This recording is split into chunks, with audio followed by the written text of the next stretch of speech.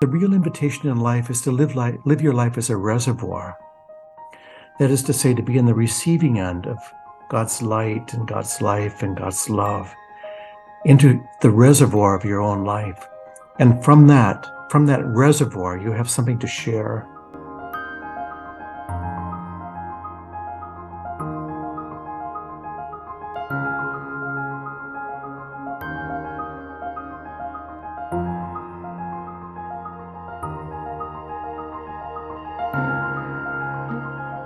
Brother Curtis, welcome to Kolbe Times. My pleasure, Bill. I have to say that the visit that my wife and I had with you in the monastery only a couple of weeks ago was a tremendous experience for us. I'm so glad. And there's lots of takeaways for us, not just for this piece, but for our lives overall. You're doing a tremendous work there at SSJE. Thank you, Bill. Our honor. For our listeners, our viewers, our readers who are not familiar with the Society of St. John the Evangelist, maybe you can fill us in a little bit about the order and what it entails. Bill, we were founded in Oxford, England in 1866 and came to the States in 1870, to Boston. Our principal founder, Richard Muse Benson, had been raised in England in what we call Low Church, more an evangelical tradition, and came under great influence by the Oxford movement in the 1830s, which was an Anglo-Catholic revival movement. He never lost touch with his roots. And I think that charism of being able to speak about a personal relationship with Jesus, a devotion to the scriptures, a disciplined life and discipleship, and at the same time a solemn high mass and veneration of the saints and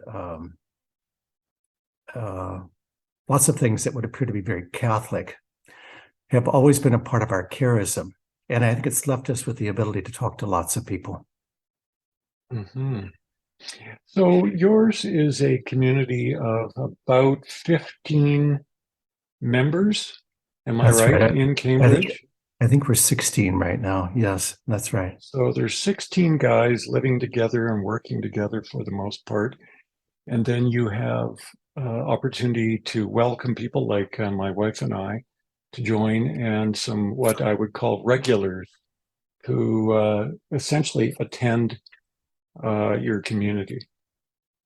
That's right. We open the doors to our chapel in Cambridge before morning prayer, so they're open about 5:30 in the morning, and they stay open until about 9 at night after we pray Compline as we close the night. And people can come in to the back of our chapel anytime throughout the day. So many people are looking for places of sanctuary where they can feel safe, where they can pray or ponder. And so the chapel is a welcoming space for that. And then as people may choose, they can join us for a round of prayer and services, which you and Laura experienced there. We also have a monastery called Emery House, about 40 miles north of Boston, which happens to be where I am just now. And this is a rural setting, 175 acres, and where we do more praying with our hands and welcoming guests to do the same. It's also an atmosphere where people come to be largely silent so as to listen. But it's very rural and very beautiful. Just before we joined together, I was looking out the window at a family of about 10 deer that are just feeding just a very close space to where we are right now. Terrific. Now, this hasn't always been your life. Tell me about your early life and how you got involved with SSJE. I was born and raised in Western Illinois, west of Chicago, about 200 miles. On the Illinois coast, which overlooks the Mississippi River. And I had a dream when I was 12 years old, which I still remember. I don't remember most of my dreams, but this I do very clearly. And it was a dream about monks. And I woke up from this dream thinking, I want to be a monk. I'd never met a monk and I'd never been to a monastery, but this came from somewhere. I'm presuming God was behind this dream. But I also, as I grew up, there's lots of things I wanted to do. I wanted to be a professional baseball player and I wanted to be a surgeon. I was fascinated at one point by garbage trucks and wanted to have a garbage company. I wanted to work for the CIA. I mean, I went through all kinds of things. I had 3 uncles who were psychologists, and I went through a phase where I thought I would be a psychologist. I also presumed I'd be married because everyone I knew was married. So these are mutually exclusive, these ideas, but these were things going on in my soul. Joining a monastery, I think, is not unlike becoming married or joining a partnership. You can think, I want to be married, I want to have a partner, but you have to meet the one. And I'd never met the one. I mean, I'd never, as much as I'd visited monasteries over the years, regularly making retreats. I had a spiritual director several different times who were religious, members of religious orders. I'd never been to a monastery that I felt really complemented my own personality. And then I met someone from the Society of St. John the Evangelist, one of the brothers. And I thought, maybe this is it. Maybe this is the one. And I visited. And I was smitten. And I've now been a member of our community, 35 going on 36 years. So shortly after that visit, I at the time was serving as a parish priest in the Episcopal Diocese of Chicago. And I came shortly after that. That's been 35 years ago. Wow. Wow. Laura and I had a little bit of a taste of what the daily life is like at the monastery and in your community in Cambridge, Massachusetts, but most people haven't. Maybe you could describe what the day-to-day life entails. Probably most striking is the atmosphere in which you enter, which is largely silent. The monastic norm is silence. To use monastic language, the day is divided into halves. And we begin following Compline, which is bedtime prayers for monks. Following Compline, we begin what's called the Greater Silence, which takes us through the night for 12 hours, even though we're back into the chapel several times in those ensuing 12 hours. We're not speaking at all. We may be praising, we may be singing, maybe chanting, but we're not speaking, we're not sharing conversation. And when the greater silence lifts, well, you might be able to guess what we call the next 12 hours. We call them the lesser silence. That's monastic terminology, where it's not that we are just speaking one word here or there, or never having any enjoyment. But there really is a kind of custody of the tongue all the time, just because speaking is so powerful. If you were a mouse in the corner, I think you'd not hear it, hardly any, if any, chit-chat. So we're speaking even in the lesser silence with intention. It's not that we don't have a good time, and a good sense of humor goes a long ways in this life as elsewise. But that's what guests enter. They're coming to be into silence. One of the vows that monks take is the vow of obedience, and the English word obedience comes from the Latin ob audire. Audire as an audio, to listen. Ob, to listen deeply. Ob audire, to listen deeply. And so you could say that monks would aspire to be professional listeners. We take profession. And we're welcoming people into this context where they can be companioned and feel safe enough in the sanctuary to listen deeply, to be quiet. It's, I think, maybe I don't know if it's the rarest thing in contemporary life and Western culture, but it's right up there at the top of actually being able to be in a context where you're silent and listening, and where it's safe enough to do this. Mm-hmm. Resist silence because they're afraid of what might come up. So we're there with them. From the early centuries in the Egyptian desert, monks have followed what the psalmists call Psalm 119, 7 times a day will I praise you.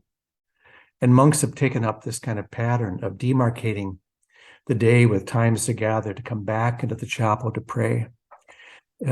So we're doing this throughout the day from very early morning, 6 in the morning, until Compline, which completes the day.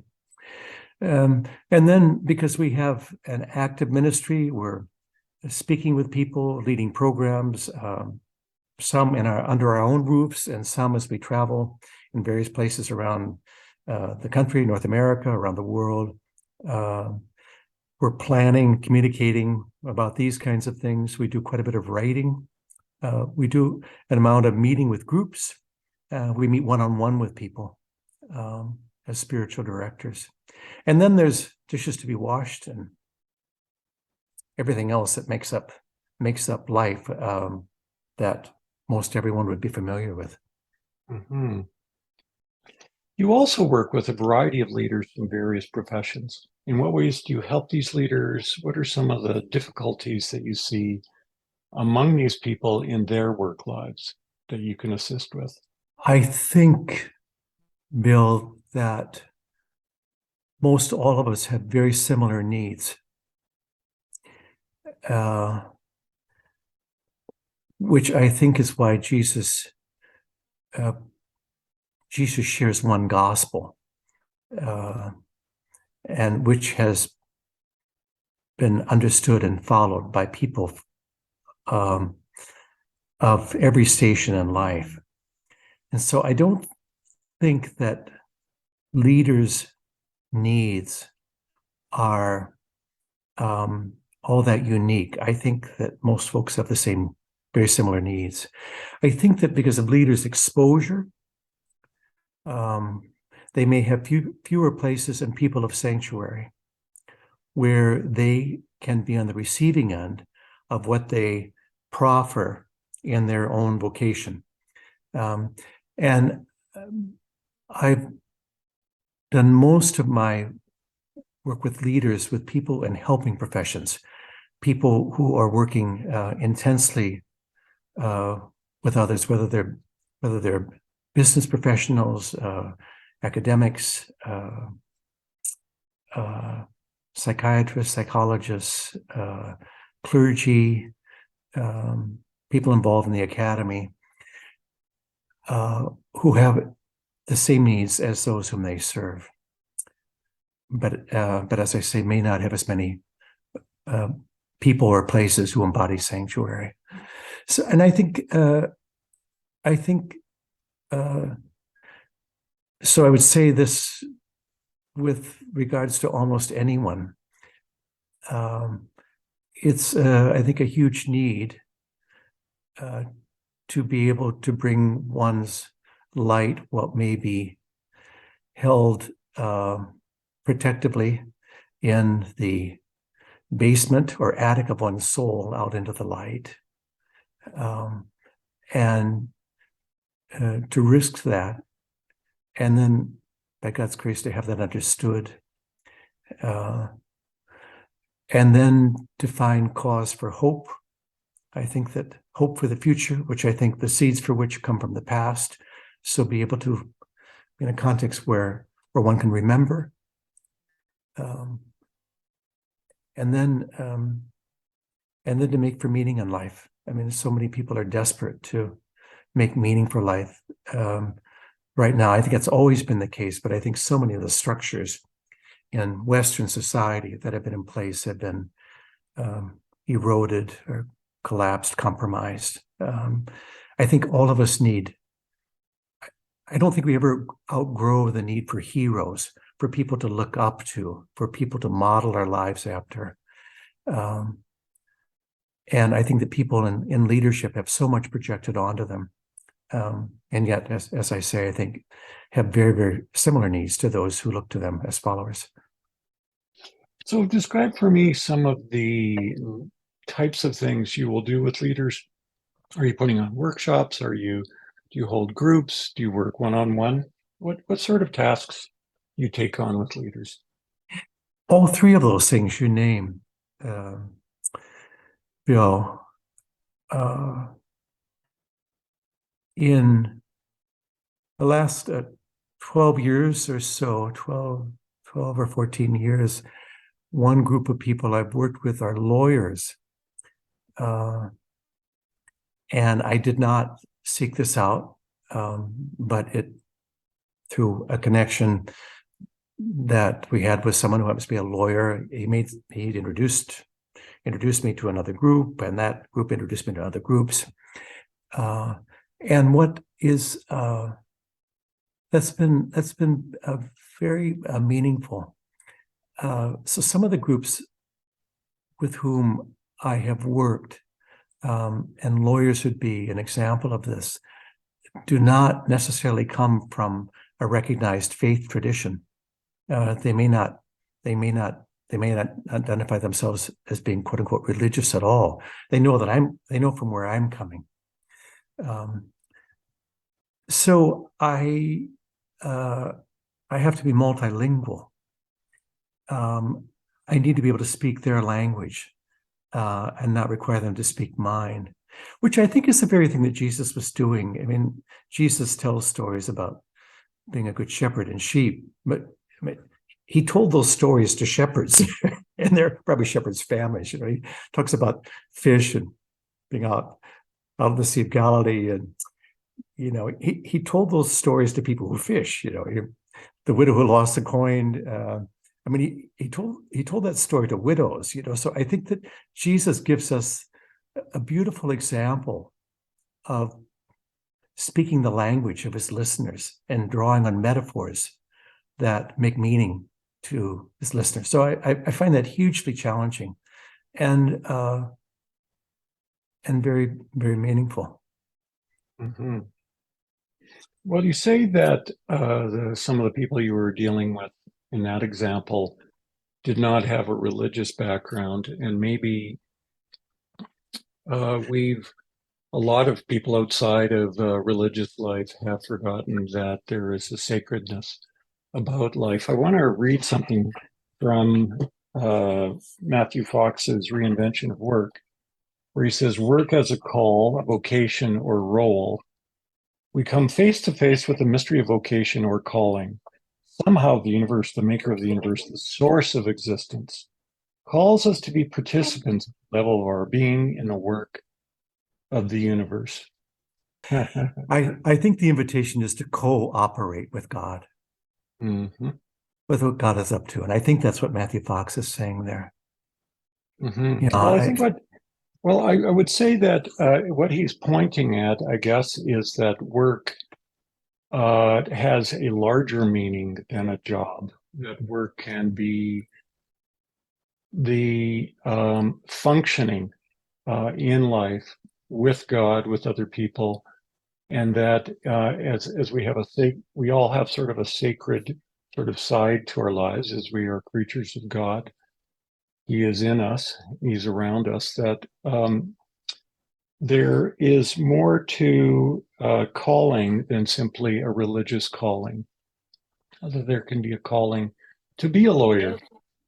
There could be a calling to be a shepherd, to be a father or a mother, to be a neighbor. yes, quite. I so agree with that. I think that what I'm hearing, what you're speaking, is I use the word vocation, and I would say that finding one's vocation, which is about being,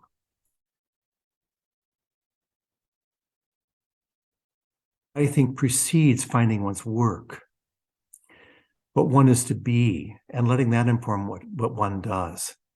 So if one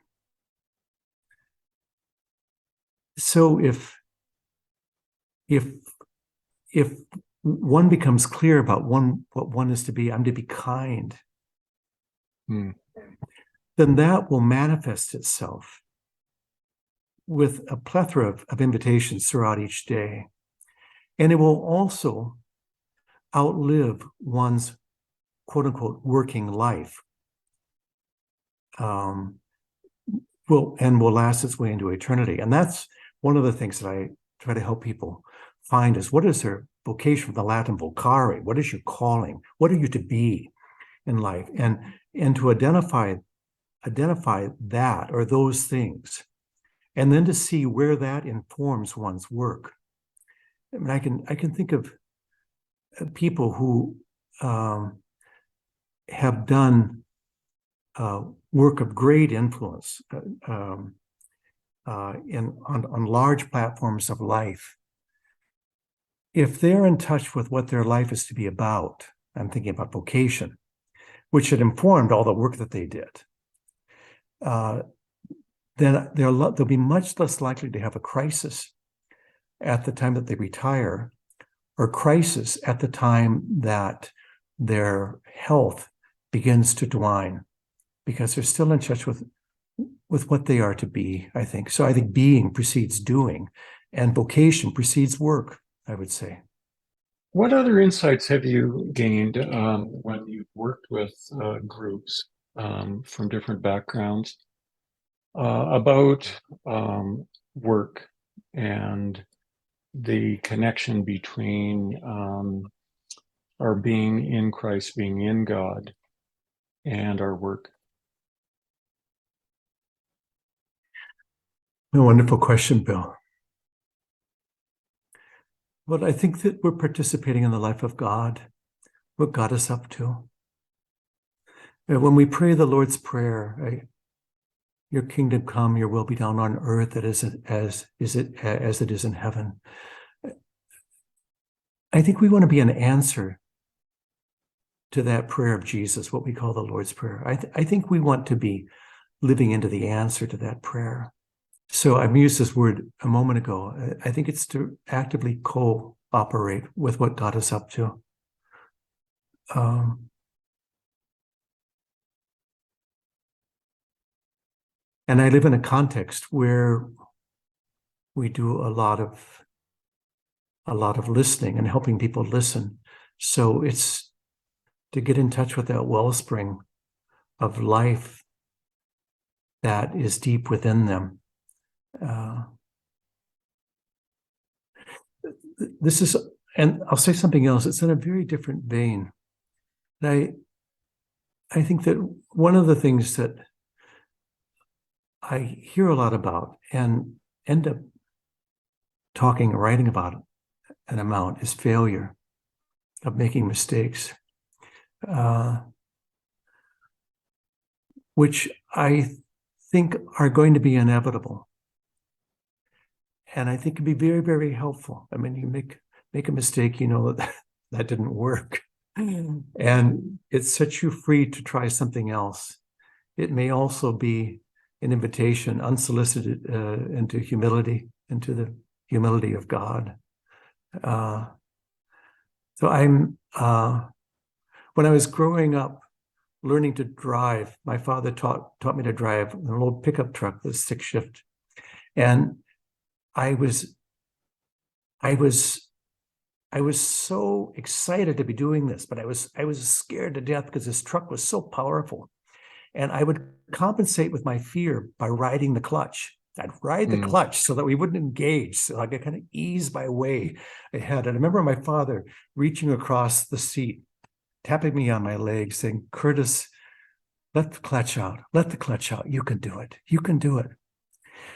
Which has become one of my life metaphors.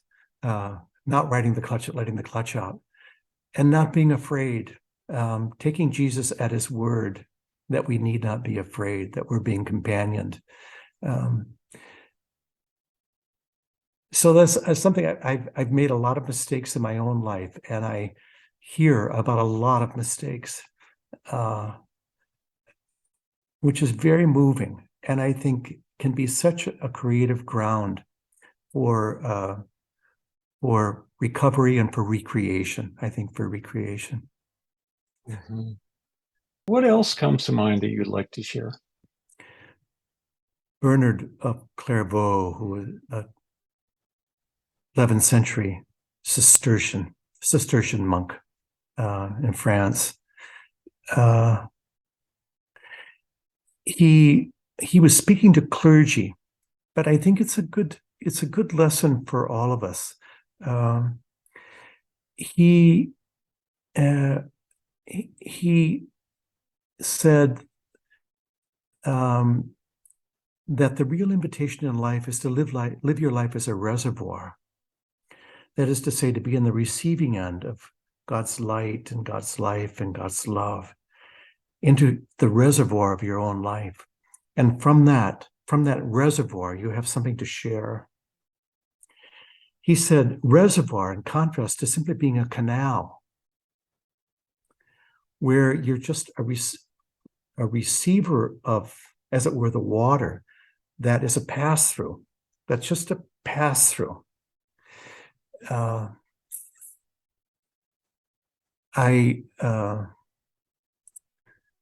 was a social worker for a while before I became a priest. And I worked with the most amazing group of people who were giving their lives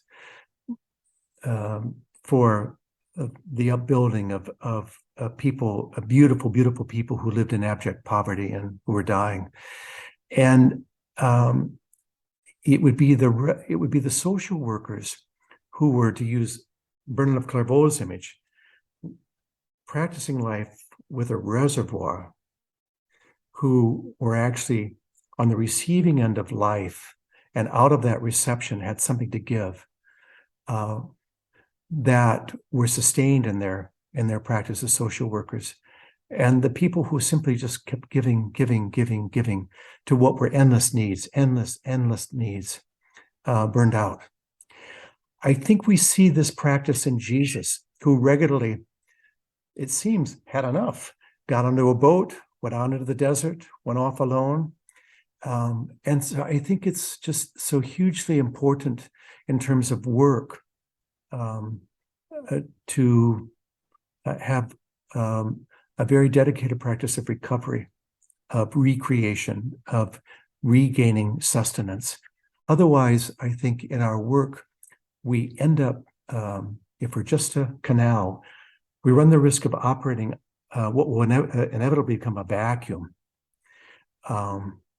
And we will be on the take subconsciously from those to whom we desire to give every appearance of ministering, because we're operating out of a vacuum.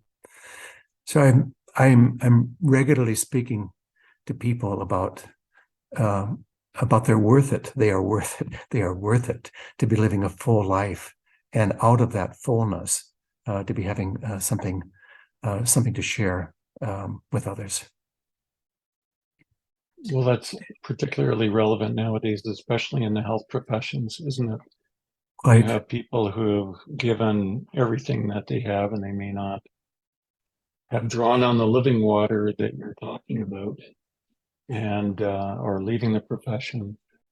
Yeah, so many people who have been pushed to the edge, I think, in healthcare, education, governmental leadership, corporate leadership, clergy, a lot of people who have a lot of people who are in, I think, desperate need to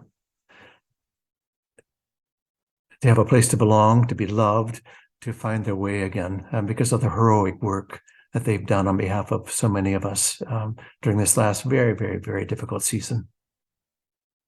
Something that you gave Laura and I in our time together with you was a different kind of pacing. We were recreated over and over again each day that we were with you, in the times of silence, in the times of song, in the meals. And that's something that I've carried forward, and I think Laura has too, Beautiful. since we were with you. So thank you for setting us on a path of recreation. And I hope that our listeners feel the same way. Thank you so much, Curtis, for the gift of your presence today and the gift of your vocation. Thank you, Bill. My honor. Thank you for your welcome.